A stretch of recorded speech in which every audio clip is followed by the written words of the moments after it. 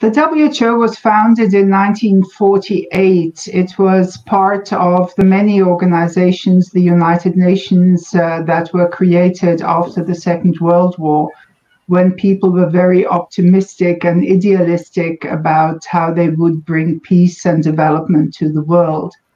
WHO was a bit of an afterthought. Initially, people had not thought about a health organization, but a number of countries made that proposal and it was then accepted.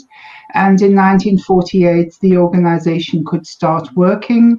It was decided it would be a member state-based organization, one country, one vote. At that point, it was about 56 countries that came together.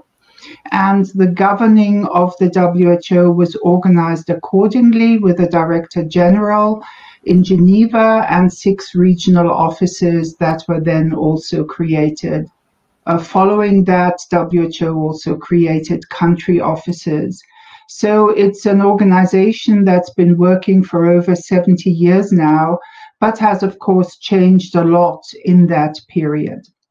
The founders of the WHO felt very strongly that the world needed a health organization. They built on the experiences of the Health Office of the League of Nations that had focused on helping countries deal particularly with infectious diseases. They had experienced the health consequences of the Second World War, of course, and they were very clear that one would only have economic development in the world if one also had a healthy population.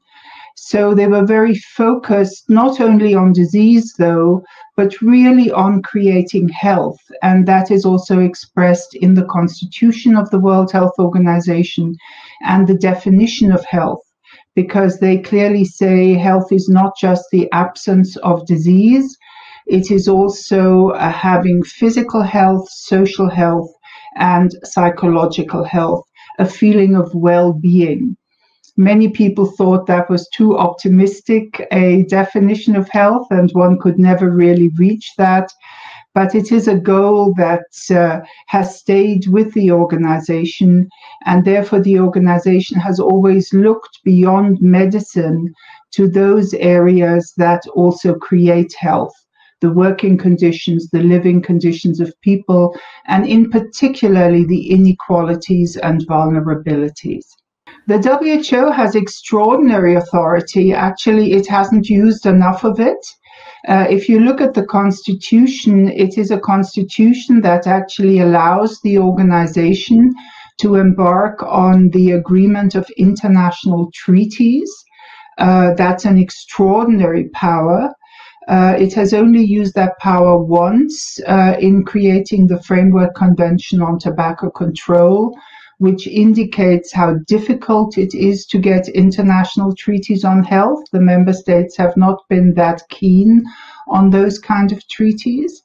It also has a certain kind of power because it is responsible for the international health regulations, which actually are an agreement of countries how to be prepared for disease outbreaks, for a pandemic.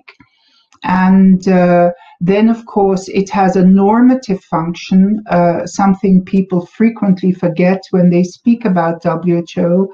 That is, it sets rules and standards that the whole world adheres to. For example, it does the international classification of diseases. It pre-authorizes certain medicines. It sets standards of air quality. So there's practically no area of everyday life that is not one way or the other affected also by the expert work, the normative work of the World Health Organization.